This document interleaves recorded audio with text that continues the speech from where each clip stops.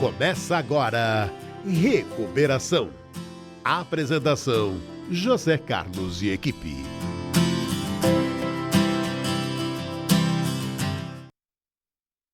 Bem quadrado. Sejam todos bem-vindos ao programa Recuperação. Nós estamos ao vivo em tempo real. São 12 horas e 1 minuto. Meu nome é Zé Carlos, estou em recuperação. Boa tarde a todos. Boa tarde a todos, eu sou Alexandre Araújo, em recuperação. Vamos à oração? Vamos. Boa tarde a todos, sou Janete e estou em recuperação. Deus, conceda-me serenidade para aceitar as coisas que eu posso modificar, coragem para modificar aquelas que eu não posso e sabedoria para reconhecer a diferença. Só por hoje funciona. É isso aí, gente. Bem, amigos ouvintes, é com alegria que nós iniciamos mais esse programa, alegria, carinho, né? Iniciando mais um programa falando sobre o nosso tema aqui que a gente fala há 20 anos, que são o uso de substâncias psicoativas, né? E quando a gente fala de uso de substâncias psicoativas, esse nome bonitinho, nós estamos falando de maconha, nós estamos falando de cocaína crack, das drogas clubbers, nós estamos falando também de medicações de farmácia, muita gente dependente, mas existe o carro-chefe, a droga mais importante, é a que causa mais sofrimento. O Alexandre costuma dizer que não existe uma máquina para medir sofrimento, né? O medidômetro de sofrimento, mas nós podemos traduzir isso por grandes problemas humanos, físicos, mentais, sociais. Quem sabe disso bem? Quem é, o Alexandre? Família, esposa, filhos, né? Hoje nós vamos falar do quê? Nós vamos falar de, como o nosso convidado hoje lembrou bem, falando, vamos falar do arroz e feijão, do maior problema de uso de substâncias, que é o álcool. Nós vamos falar de álcool e vamos falar de alcoolismo. Nós vamos falar daquela pessoa que denuncia isso, do bêbado, ou então, não só da pessoa que está bêbado, mas a pessoa que preenche critérios de diagnóstico de dependência química. E hoje nós estamos com o Paulo Campos, Dr. Paulo Campos Dias, que, na verdade, é uma figura muito conhecida no meio, escritor, tal, e é um dos iniciadores do programa Recuperação. Ele mudou lá para Maceió, mas agora nós estamos próximos devido à rede social. Que maravilha, né? Que maravilha, ficou facinho, né? Então, Paulo, se apresenta, você que faz parte da equipe há trocentos anos. Bom dia, José Carlos Arantes. Bom dia, Alexandre. Bom dia a todos os telespectadores e ouvintes também. Eu sou Paulo Campos, eu sou psicoterapeuta. Tive a honra e o prazer de ser convidado pelo José Carlos, realmente não me lembro há quantos anos atrás, e eu me lembro que todos os sábados de manhã nós nos encontrávamos em Guarulhos, numa padaria subindo ali na Timóteo Penteado. Ali no início tomávamos um cafezão, eu, Zé Carlos, os meninos lá, depois iniciávamos o programa. Então era uma rotina muito satisfatória aos sábados de manhã, e nós iríamos, como sempre, falar desses assuntos que assolam a humanidade aí no mínimo 3.000 anos e que continua ainda sendo pauta de ajustes cada vez mais sobre a visão com que se empenha no assunto e principalmente para a eliminação dos preconceitos e desconhecimentos que ainda cercam, né, esse assunto de saúde pública, na verdade. Ô Paulo, como você está falando, você já falou 3.000 anos, né? Hoje nós vamos falar sobre o álcool. Você lembrou bem, vamos falar do arroz e feijão, porque, no geral, a gente não olha isso como um problema. Parece que está consubstanciado com festa, alegria, prazer. Existe uma propaganda enfiada aí meia de surdina, de forma repetitiva, com aquele glamour, com interesses financeiros exagerados. Você entra nas câmaras municipais, nas assembleias, no Senado, aquele monte de projeto tentando proibir, diminuir, regular, mas com interesses. Como é que você vê essa questão desse produto tão gostoso? Pausa para meditação, tão gostoso, tão vendável. Como é que funciona isso? Nós com essa fábrica de louco a céu aberto, criando cérebros doentes aí que estão dentro da família, porque ninguém é filho de Zé Ninguém, né? Então eles estão enfiados dentro das famílias e totalmente desacorçoados. Como é que você vê essa cultura nossa? Nós estamos cegos? Zé Carlos, é um assunto que ele não é tão simples, né, ao ser abordado, porque recai aí séculos, milênios de história a respeito desse produto consagrado inicialmente os próprios romanos, né, na época do grande Império Romano, onde toda a Europa, parte da Ásia já era dominada pelos romanos. Certa feita, os romanos diziam o seguinte: in vino veritas, do latim, que significa no vinho a verdade. Então, dizia-se já naquela época, 2000 e tantos anos atrás, que quando o indivíduo bebia, ele tornava-se verdadeiro, ele conseguia pôr para fora coisas que ele não conseguiria se ele estivesse num grau de sobriedade, sem a bebida alcoólica. Então, desde essa época, já começa a se romancear a respeito do álcool. E o álcool foi visto, e é visto até hoje, ainda com muito glamour. Assim como foi o cigarro na década de 30, 40, 50, o glamour pairava sobre esta área. E o álcool continua até hoje. E é uma verdade onde se diz que algo repetidas vezes dito, feito, acaba se tornando algo aceitável, como se fosse algo normal. E a questão do álcool, ela não tem absolutamente a ver com normalidade, ela tem a ver com algo comum. Só que uma parcela das pessoas que vão beber vão adoecer. E é exatamente essas pessoas que nós temos que tratar e falar a respeito, porque aquelas que podem beber, é um direito, ela vai beber, etc. Então, não se trata nem da proibição do álcool, porque já foi feito 44 proibições ao longo da história da humanidade, e não funcionou nenhum. Paulo, vou pegar esse gancho seu do romano. O romano que, quando toma um gorozinho, aquele vinho, ou então o hidromel, que é pinga misturada com mel, porque eles inventaram pinga misturada com maconha, tal, coisas que ainda não fizemos, né? Seriam ótimas ideias hoje para quem vende. Mas esse cara língua solta, esse que ficou eufórico, o que você tem a nos dizer dessa substância no cérebro? Por que o cara fica relaxado, perde o controle dos impulsos, um cara chato, um cara arrogante, um cara que não tem controle de punição social porque ele não consegue notar o meio ambiente? Como é que essa droga funciona quando ela entra dentro da boquinha do cara, bate no estômago e vai para o cérebro? Como é que funciona isso a médio e longo prazo? O que é um bêbado? Vamos pegar o início do processo todo aí. Nós sabemos que quando nós estamos falando de álcool e quando falamos de alcoolismo, nós estamos falando de uma doença, né? Essa doença, desde 1966, a Associação Médica Americana, e desde 67, a APA, a Organização Mundial de Saúde, corrobora essa linha de pensamento que o alcoolismo trata-se de uma doença. E é uma doença que tem aquelas características que todas as irmandades e anônimos conhecem. Ela é primária, ela é progressiva, ela não tem cura, porém é das mais tratáveis que existe, é 100% fatal, que leva à loucura permanente, que leva à morte prematura ou à invalidez, e tem mais uma característica que é uma droga que contagia emocionalmente as pessoas que convivem no seu entorno e que acabam adoecendo emocionalmente, criando um transtorno chamado de codependência, ou simplesmente potencializando um quadro de pré-existente já de codependência. Agora, o álcool, diferente de outras drogas, ela tem inicialmente um efeito paradoxal, porque o álcool, pela sua natureza, é uma substância depressora do sistema nervoso central. Ocorre que a primeira, a segunda e até a terceira dose, para algumas pessoas, ela tem um efeito euforizante.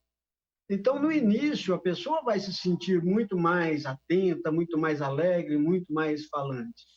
Por quê? Porque mesmo que se tome as 3 primeiras doses, não é todo o produto da metabolização que vai para o cérebro no mesmo instante. Ela vai demorar, em média, 90 minutos para acionar o sistema nervoso central na forma de uma substância chamada aldeído acético, que é o acetaldeído, que é o que vai dar o barato, que vai modificar todo o humor, etc, etc.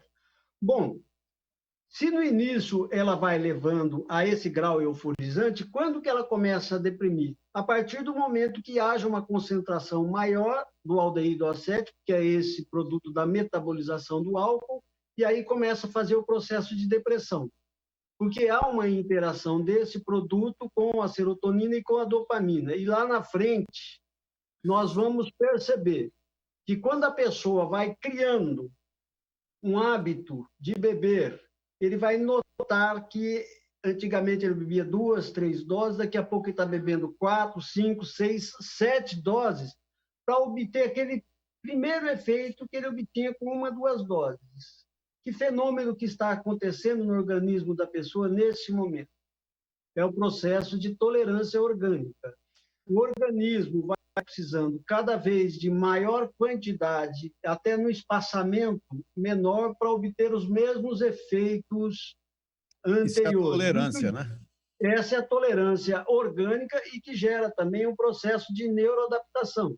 Naquele processozinho que vocês conhecem tão bem, que é o núcleo accumbens, que vai dar a produção daquelas químicas, vai diminuir a produção daquelas químicas, vai aumentar a necessidade de beber cada vez mais. E isso é o que chamamos de tolerância positiva. Com o tempo, a pessoa tem um platô. Ela vai beber sempre aquela quantidade, por um bom período. E no final de carreira, ele vai ter a contra-tolerância ou a tolerância negativa. É quando o indivíduo já está completamente dependente, ele entra num processo de deterioração física, psíquica, emocional e espiritual. Às vezes vai para uma festa, passa a festa toda lá tentando ficar abstêmio, fazendo uma força incrível para não beber, mas lá no finalzinho da festa ele fala, vou tomar só uma para não dizer que eu passei batido. Aí toma meia dose e começa a falar mole, enrolado, tem dificuldade na marcha, começa a mexer com a mulher dos outros, fica nervoso, fica bravo, fica destemperado. Essa é a contra-tolerância. Ô Paulo, deixa eu pôr o meu amigo aqui, meu companheiro de anos e anos, o Alexandre, no rolo. Companheiro de batalha. Porque esse é um rolo brasileiro, pelo menos. É o mundo inteiro que tem problema com o álcool, mas é lógico, o Brasil falta informação, nós não temos cultura de tratamento, nós não sabemos direito o que é alcoólatra, achamos que o álcool é um produto qualquer, que se pode beber a qualquer lugar. Qualquer criança chega no mercado e traz uma garrafa o carotinho, corotinho. Não é verdade isso, Alexandre? Não, eu queria... O que você teria que falar sobre álcool e alcoolismo? Não, eu queria acrescentar, porque eu estava acompanhando o raciocínio. Paulo, um abraço para você. Paulo, amigo das pessoas em recuperação aí há longo tempo, viu o Paulo descrevendo, e eu estava pensando assim, ele fez uma descrição importante da metabolização orgânica, né, os danos que isso causa no físico ao longo dos anos, depois a repercussão psíquica no cérebro, né, que agora o impacto que isso causa na sociedade, que é onde fecha o conceito da saúde. Você falou da festa, né, mas é muito mais que festa, porque toda essa transformação do indivíduo acaba em espancamento de mulheres, acidentes de carros, assassinatos, violência contra a criança, sobrecarrega o poder público, porque o sistema de saúde muitas vezes tem pessoas que estão em atendimento em consequência do álcool. A gente viu isso muito agora na pandemia, né?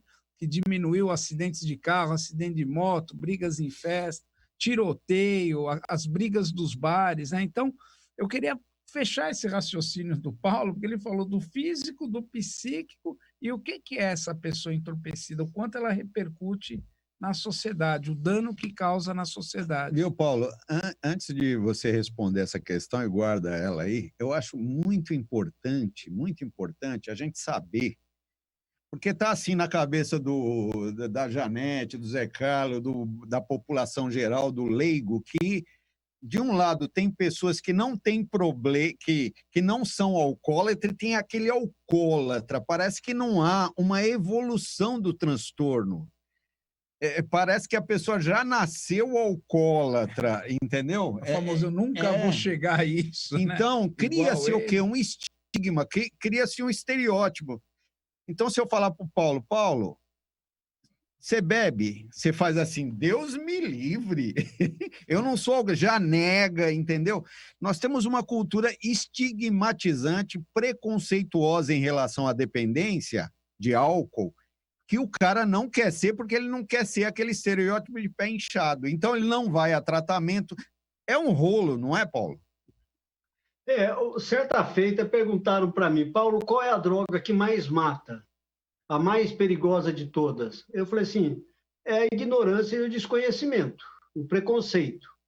Porque quando não se tem um conhecimento adequado sobre o que é álcool, sobre o que é alcoolismo, esses estereótipos, o preconceito, o julgamento de valor nas abordagens, elas vão continuar. E se nós olharmos a história recente das abordagens do alcoolismo do ponto de vista acadêmico, nós vamos olhar lá em 1880, nós já tínhamos abordagens meramente com julgamento de valor, abordagens policialescas, tudo menos a abordagem correta em se tratar de doença. Portanto, toda e qualquer modificação, ela vai passar pelo processo de educação, pelo processo de conhecimento. E isso vai entrar no mesmo conceito quando as pessoas perguntam, mas, Paulo, não seria melhor proibir ou não seria melhor liberar todas as drogas? Ora, sem conhecimento, proibir ou liberar não vai fazer a menor diferença. Só vai piorar a situação cada vez mais. Então, tudo passa pelo conceito de conhecimento. Quando as pessoas detiverem um conhecimento claro que álcool ele é uma droga legalizada, liberada, livre para maiores de 18 anos. Se perguntar para mim, Paulo, de 18 anos poderia beber? Eu iria falar para você, olha, sob o ponto de vista de saúde, se a pessoa decidisse beber, ela poderia beber com 24 anos, se ela decidisse. Porque até 23 anos e alguma coisa, o nosso cérebro ainda está em constante modificação e transformação. E qualquer substância que atue no sistema nervoso central, ela vai gerar mudanças, modificações, processos de imaturidade, uma série de problemas que podem ser evitados caso a pessoa passe por esse processo. Só citar algumas pesquisas, assim, bem rapidamente. Tem uma pesquisa no estado da Nova Inglaterra, nos Estados Unidos, mostrando que jovens que antigamente, há 20 anos atrás, eram chamados de órfãos de diagnóstico, porque os critérios para diagnóstico não contemplavam jovens de 14, 15, 16 anos, foi feito para adultos, enfim, esses jovens foram acompanhados e foram verificar por que 15, 16, 17 anos, muitos já tinham todas as características. Agora eu fiquei curioso para saber do estudo. E o que chegou à conclusão? Que quanto mais jovem essa pessoa iniciava o uso do álcool entre 12 e 15 anos, 74% dessas crianças, 57% dessas crianças, na vida adulta, desenvolveram um quadro de alcoolismo. Um outro grupo de jovens com 25 anos, já formados com cursos superiores, muitos já com iniciação da própria família, casados, trabalhando, etc., e que iniciaram o beber, o experimento aos 25 anos, de 1,2% a 1,8% deles desenvolveram o alcoolismo. Então, a conclusão desse trabalho científico demonstra que quanto mais cedo inicia-se o experimento do álcool, maior a possibilidade do desenvolvimento do alcoolismo. Obviamente, corroborando dois fatores, o fator genético associado ao fator ambiental. Mas sabemos que a precocidade é sinal de quadro de alcoolismo gravíssimo. E uma coisa que, assim, também as pessoas, principalmente, eu vejo isso muito no meio acadêmico, Paulo, o pessoal fala, essa fala que eu acho ela perigosa muitas vezes, né? Nem todos que bebem se tornam alcoólatras, obviamente, mas toda alcoólatra começou a beber um dia. E isso é uma fila, né? Porque você pega aquela porcentagem de alcoólatra e você volta um pouco atrás, tem o abusador e tem o usuário. Então, é uma fila que constantemente está andando. Né? Então, muitas vezes a pessoa, principalmente a indústria da bebida, fala, não, mas nem todo mundo que bebe, é uma parte ínfima, tal, mas está alimentando a fogueira. Está sempre pondo alimento para que essa fila continue andando. Né? Agora, essa propaganda enganosa, subliminar, não de fora, mas do próprio produto para o ser humano, na primeira... Dá para você falar um pouquinho sobre a evolução do transtorno? Porque no primeiro momento, nos 10 primeiros anos, ele não tem sinal. Ele não tem sinal de que sofre de uma moléstia perigosa que pode levar ele ao fundão do poço, né? Na segunda fase, ele já sabe, mas não tem força. E na terceira fase, perdeu o controle. Como é que você vê essa evolução que não dá para você avisar o Alexandre que ele vai inchar o pé? Benigno, né? Uma doença que tem início benigno. Ela é uma doença que ela tem um início benigno, mas ela tem uma morbidade previsível. Ela tem um caminho que nós conhecemos perfeitamente onde a pessoa vai chegar caso ela não detenha a doença a tempo, porque ela é progressiva e incurável e nós podemos detectá-la, inclusive, em fases. Mas a primeira fase é exatamente essa. Como o Alexandre está falando, todo dependente químico um dia foi simplesmente um mero experimentador. Ele só experimentou. E eu não conheço nenhum dependente químico que, quando começou a usar, disse, não, eu vou usar que eu quero me tornar dependente, eu quero me tornar alcoólatra. Ficar carinha inchada. Entrar em recuperação, sintonizar o Zé Carlos, o Alexandre, para ficar ouvindo lá no programa. Não, ninguém. O cara falou assim, eu começo, eu tenho controle, se é a hora que eu paro, comigo é diferente, eu não sou pé inchado, não, meu pai pode ter sido, meu tio, mas comigo é mais embaixo. Eu tenho consciência. Tenho consciência. E aí, quando chega no consultório, já chega e fala assim, não se preocupe não, eu sou bebedor social, tá, tranquilamente. Olha, só para o senhor ter uma ideia, eu já estou há 26 dias sem beber. Vai contando os dias. A única pessoa que conta os dias que está sem beber é alcoólatra. Quem é bebedor social não tem preocupação nenhuma quando está sem beber ou não. Mas no início é exatamente isso. É o glamour, é a lua de mel com o álcool. E o álcool, por ser uma substância que vai atuar inicialmente no lobo frontal esquerdo superior, diminuindo a capacidade do julgamento crítico, essa crítica vai sendo achatada, diminuída, e aí o sujeito começa. Ele é feio, ele se acha mais lindo. Paulo, deixa eu aproveitar o seu conhecimento, e lógico, você vai falando, o pessoal não tem obrigação de saber de coisas que ele está falando, mas fala um pouquinho desses déficits cognitivos que aparece lá na tomografia computadorizada do controle dos impulsos do córtex frontal, porque o cara vai bebendo, e hoje se sabe que o álcool, outras drogas, esculpem o cérebro. Como é que fica a cabeça de uma pessoa que vem bebendo de forma reiterada durante alguns anos e com esses pensamentos de negação e tal? Ele formou aquele mundinho fantasioso na cabeça dele e pensa que a vida é aquela. Como é que está o cérebro dele? E, Paulo, deixa eu só aproveitar que você falou uma coisa importante para crescer. Essa questão das fases. É importante que o ouvinte saiba que essas fases já padronizadas pela ciência, ela serve muito para quem trabalha com isso, porque a pessoa que vive o alcoolismo, ela não tem um aviso, olha, atenção, você vai mudar de fase, não. Essas fases é uma linha invisível, sabe? Vai do claro para o escuro. Vai do claro para o escuro, a hora que você vê já era, entendeu? Então, quando a gente fala de fase, é a critério de diagnóstico, de estudo, que é uma linha extremamente invisível. Mas o cara fica lesado cerebralmente?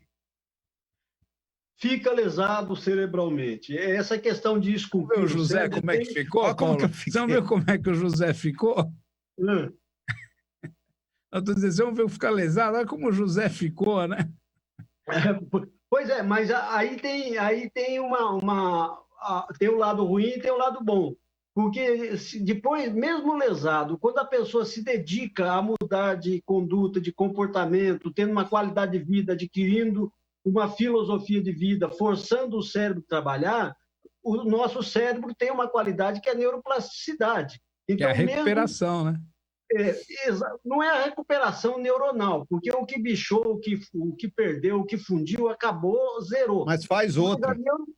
A neuroplasticidade é a capacidade que ela tem de criar novas ramificações, como se fossem atalhos para procurar aquela parte do cérebro que ainda está saudável e fazer interligações.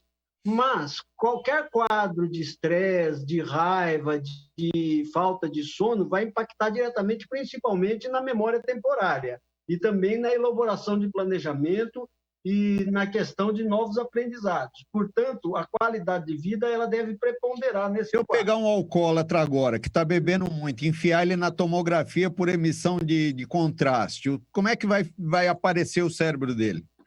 Olha, ele vai aparecer esculpido, só que essa escultura ela é feita normalmente, um grande escultor, um grande artista, ele pega uma rocha bruta, né, e tira de lá uma obra-prima. No caso do cérebro, é uma obra-prima e a doença vai esculpir e tirar de lá um monstro, né, todo deformado. Exatamente, com todas as perdas neuronais, tem cérebro que... Interessante que no início, no advento da neurociência, com os estudos de imagem, etc., foram feitas algumas comparações de cérebros de pessoas falecidas de causas naturais e pessoas que faleceram precocemente por uso de álcool. Essas pessoas tinham entre 1.300, 1.400, 1.500 gramas de peso cerebral. Os alcoólicos que morreram por conta do alcoolismo tinham entre 930 a 1.080 quilogramas de massa cerebral. Em outras palavras, de uma forma, porque o álcool ele não age unicamente em pontos específicos do cérebro, ele age de forma difusa no cérebro, então ele ataca o cérebro na sua totalidade. Então, você vai pegar pessoas que têm problema de marcha, de movimentos musculares, que já está na quarta fase, como bem disse o Alexandre, que serve para nós profissionais e não para o próprio dependente, mas ele já tem problemas de marcha, ataxia, movimentos grosseiros, ele vai perdendo tudo isso. O que significa? Que a parte posterior do cérebro, né, que é aquele cérebro jurássico pré-histórico, ele já está sendo corroído. Quando mexe nessa parte física, você imagina a parte frontal, como já foi. Então, os prejuízos de cognição, a dificuldade do discernimento... Controle dos impulsos. Controle dos impulsos. A pessoa pode se tornar agressiva, pode se tornar completamente passiva, pode se tornar intolerante, vai ter dificuldades de novo aprendizado, tem síndrome amotivacional, outros não vão ter. Vão ter problemas de impotência sexual quando pega essa parte posterior do cérebro. Aquelas pessoas que já têm uma tendência para a violência ou já vêm de quadros lá atrás de famílias abusivas vão perpetuar também quadros de abuso. Ô, Paulo, enfim, tudo isso vai emergir. Paulo, esse cara não quer ir a tratamento, é tema para um programa a gente falar desses mecanismos de defesa. Mas como que é o tratamento para uma pessoa que já atingiu uma intensidade e gravidade assim de 80%? Porque a gente sabe que quanto mais cedo vai a tratamento, mais fácil é o tratamento. Mas, José, desculpa. Não, é que eu queria aproveitar isso que eu acho que ele falou que é extremamente importante, essa parte do cérebro, de como isso impacta no cérebro do adolescente. Nossa, né? Porque a gente está falando da fase adulta, né? É tema para um programa inteiro. Eu só queria que você passasse, porque o José abriu o programa falando de que hoje uma criança pode comprar fácil. Você imagina um cérebro que está desenvolvendo conceitos subjetivos de disciplina, temporalidade, determinação, e ele começa a fazer esse experimento, esse cérebro se adaptar ao álcool. Eu só queria, desculpa eu ter te interrompido. Cérebro e adolescente e álcool, pelo amor de Deus, vai longe isso. Deixa eu só fazer mais um adendo nisso, Alexandre. Certa feita, eu estava numa clínica aí em São Paulo e nós recebemos um paciente pelo Datena. O moleque tinha 13 anos. Um menino de rua, ficava ali no Largo 13, Santo Amaro, enfim.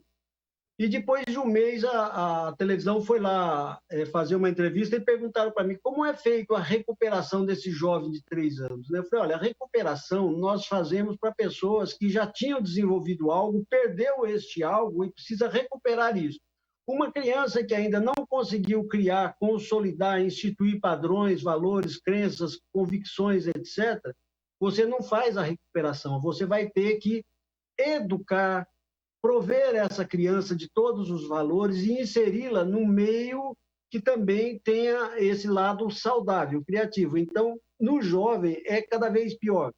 Então, existem 2 fases piores. O jovem precoce e também aquele que começa o bebê depois dos 50, 55, 60, que também é gravíssimo, né? Paulo, o assunto é vasto, qualquer ponto que a gente toca, a gente vai desdobrando. Você vê, ó, álcool e adolescência. Eu falei, como é o tratamento? Se a gente for falar só da desintoxicação, vai longe. Se falar só sobre o tratamento, vai longe. Internação vai longe, recuperação vai longe, tudo vai longe. Se eu perguntar para você agora, álcool e comorbidades psiquiátricas, nossa, álcool e depressão, dá um compêndio, né? Álcool e medicações. Essa semana aqui na nossa gravidez, no nosso atendimento aqui, que agora nós temos um atendimento gratuito às terças-feiras, né, Alexandre? Aqui no Plena Recuperação, porque nós estamos em época de pandemia, os cursos fecharam, os grupos também, mas nós estamos atendendo às terças-feiras. Abri um pouquinho, me parece que está na moda agora atendimento alcoólatra. Essa semana foram 4 alcoólatras, 4, né? 4 internações. Difícil, Paulo, você internar, muito mais difícil do que você internar dependentes de cocaína crack. Por quê? Você precisa desintoxicar o cara antes, porque ele está em síndrome de abstinência, tendo alucinação, delírio. Não houve, né? Não houve. Então você precisa de um aparelhamento, você precisa de médico para ter área de competência legal para prescrever um benzodiazepínico. Como é que você vê isso? Nós somos carentes de tudo isso? Nós estamos carentes muito melhor do que na época que nós iniciamos, né? E também... Muito melhor. Muito melhor da época que nós iniciamos, mas ainda muito longe do que é o necessário. E vamos progredindo e vamos crescendo cada vez mais. Mas nessa época de pandemia, por exemplo, eu tive pessoas que eu estou em teleatendimento, porque eu não estou fazendo atendimento presencial, e conto com outros profissionais, com psiquiatras, enfim, com uma série de outros profissionais que encadeia aqui, que um faz a medicalização, um faz a questão física, eu faço a questão psicoterápica, e estamos tendo sucesso nessa empreitada sem internação neste período. Mas teve casos de pessoas, por exemplo, que entrou em síndrome de abstinência aguda. E aí, se não tivesse a intervenção rápida do profissional psiquiatra, não iria evoluir bem. Agora, as questões de internação, elas são suscetíveis de não aceitação em função dos mecanismos psicológicos de negação. Mas hoje também tem outros instrumentos que podem fazer com que a pessoa que não queira se tratar queira ir a tratamento quando se aplica determinadas técnicas, principalmente em intervenção orientada. Há também que se rever alguns conceitos, porque durante muito tempo achava-se que internação involuntária não funciona. E o National Institute of Drug Abuse, por exemplo, ele fala claramente que o tratamento involuntário ele tem efetividade comprovada. Basta que você saiba qual é o centro de tratamento que essa pessoa está sendo levada, se eles têm uma equipe, enfim, multifacetada ali para dar uma abordagem correta e completa.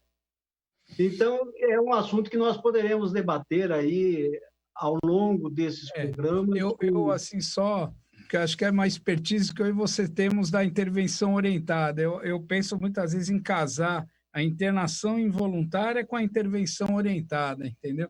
Sim. Ficou 10 dias, intervenção orientada. Já tem dentro da clínica. De preparar a família e sensibiliza o cara lá dentro, entendeu? Podemos fazer um programa sobre prevenção orientada. Eu, inclusive, depois eu queria que vocês mandassem o endereço de vocês, que eu quero mandar o meu livro para vocês, que tem um capítulo todinho sobre intervenção orientada. Ah, e eu queria mandar para vocês dois aí uma dedicatória, porque, afinal de contas, não é sempre que a gente reencontra os amigos. E onde que a gente acha esse livro aí? Fala para o ouvinte, Paulo, como é que ele pode comprar esse livro? Ele pode comprar pelo meu WhatsApp, o 82999851970. Né? Olha, vamos fazer o seguinte. Eu li seu livro, eu recomendo, Paulo. Tá? Eu não precisa recomendar você, não precisa. Nós vamos fazer o seguinte, Paulo. Chegou aqui. Vamos deixar seu telefone. A Romina não tem? Mas não vamos conversar aqui. Você manda o teu telefone novamente no Zap e você, ouvinte, telespectador da TV Mundo Maior, pode ligar para o 0800 979 5011. Nós vamos deixar o WhatsApp do Paulo lá na rádio, as recepcionistas. Não, mas o Paulo vai ser da equipe, ele vai estar toda semana aí na medida do possível. Paulo, não dá para a gente falar sobre Alcoólicos Anônimos, não vai dar tempo de falar sobre essas coisas, mas quando a gente fala de critérios diagnósticos, né? Lógico, foi criado pela ciência, a Organização Mundial de Saúde vai lá e faz vários encontros para tentar diagnosticar, para fechar um diagnóstico de uma coisa que não é questão de tudo ou nada, né? Agora, existe um critério, uma relação de critérios que é feito por Alcoólicos Anônimos. Já ouviu falar nas 12 perguntas, né? Você está careca de saber disso, apesar de ter cabelo. Mas eu acho ela maravilhosa, cara, porque é um autodiagnóstico. Então, o que você teria a falar disso? Eu vou falar de 3 em 3, ó. Já tentou de parar de beber por uma semana e não conseguiu? Olha que simples, ó. Ressente-se de conselhos. Já trocou de bebida? Você já fez isso? Não? Trocar de bebida, o cara fala, é a pinga do seu mané que tá fazendo mal. Tomou algum trago no período até meio-dia, até de manhã? Inveja quem bebe sem ter problema? Se o problema tem se tornado cada vez mais grave, são 6. Você falaria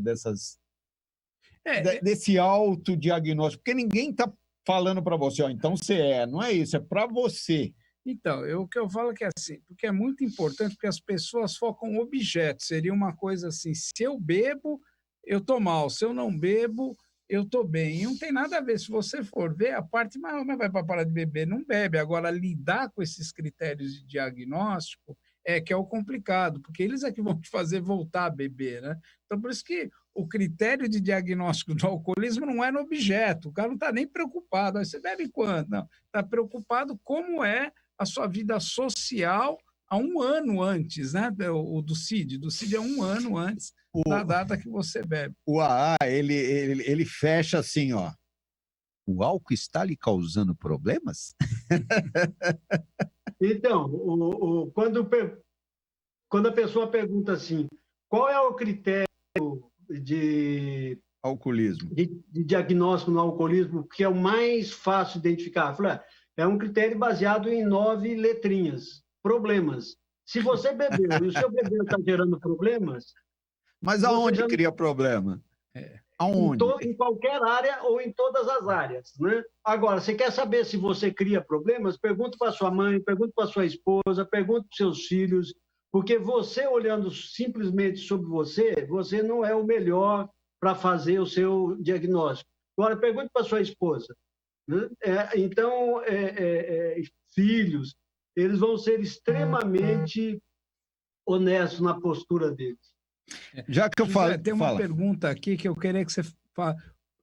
Cirurgia bariátrica e alcoolismo. O ouvinte está insistindo aqui para perguntar. Como que é isso? Alexandre, e o ouvinte também, está sendo um problema gravíssimo, recorrente, que nós estamos recebendo pessoas, eu diria assim, a cada semana estou recebendo novas pessoas em função disso. A pessoa que faz cirurgia bariátrica, eu não vou explicar todo o processo, mas eu diria o seguinte, se você puder evitar o rótulo de uma bebida alcoólica, evite. Agora, tomar uma gota que seja, não tome absolutamente nada. Todos os profissionais dessa área com os quais eu tenho conversado, inclusive pessoas de residência psiquiátrica que estão fazendo o curso de residência na área de dependência química na psiquiatria, que eu estou lecionando também, todos eles falam, já estão formados nessa nova área. Quem fez cirurgia bariátrica está terminantemente proibido de beber, porque vai desenvolver o quadro de alcoolismo. Depois a gente pode conversar sobre esse processo lá na frente. Paulo, nós estamos terminando, Alexandre, Janete, Paulo, ouvintes. prazer, viu? Prazer estar aí, companheiro de jornada. Como a gente fala em um localzinho aí que a gente frequenta, fica com a gente, companheiro. Tamo junto. Tamo junto.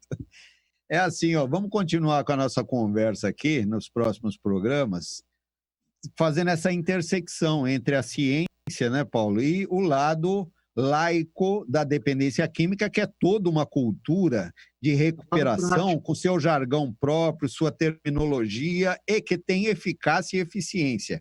Essas duas precisam se cruzar, se unir, se consubstanciar para a gente ter uma melhor produção, eficácia no tratamento e na recuperação das pessoas. Nós estamos terminando o nosso... Pode falar, Paulo. Na verdade, esse lado laico, prático, etc., foi o primeiro que existiu e que, desde 1935, tem dado a maior efetividade dentro do quadro do tratamento do alcoolismo. Esse é o tradicional, o outro é o legal. Bem, gente, nós estamos terminando o nosso programa, agradecemos aí por vocês terem nos prestigiado. 24 horas de paz, serenidade e sobriedade para todos nós. Abraço, Paulo, abraço, ouvinte. Termina aqui, Recuperação.